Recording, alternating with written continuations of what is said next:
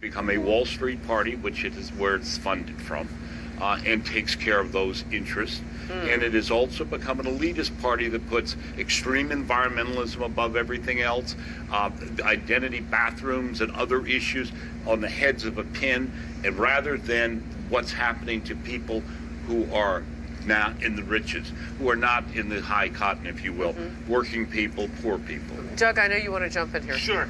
Look, a practical example. In 1996, I was the Clinton-Gore campaign manager in Tennessee. We won Tennessee, one of the last bastions of the old South to stay Democratic. We ran on crime, law and order, safety and security in the schools.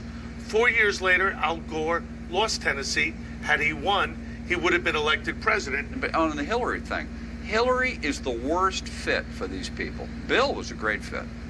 But Hillary is a total fraud for them. She's an Ivy League elitist who knows better, going to tell you what kind of health care you ought to have, and she's taking this money from Goldman Sachs. I mean, the whole thing. We it's saw a disaster. that no better on display than the matching blue pantsuit day, when she and Elizabeth Warren joined each other on the stump, and Warren was putting her powder behind Clinton a few weeks ago. And what you heard Hillary Clinton say over what she said, and people in the audience had to have been wondering, I would imagine, I as a journalist would have asked them, aren't you wondering why it isn't what I said? Right. As Hillary Clinton. Right. This is, as I said, she just is like dough. She just rolls around wherever you push her. Oh my goodness. And but I'll tell you, the pantsuit day, which was great.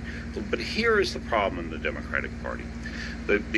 What Donald Trump in his acceptance speech spoke to when he said about the powerless people, I will be your voice, and he said her slogan is, I'm with her. And his said, my campaign, I'm with you.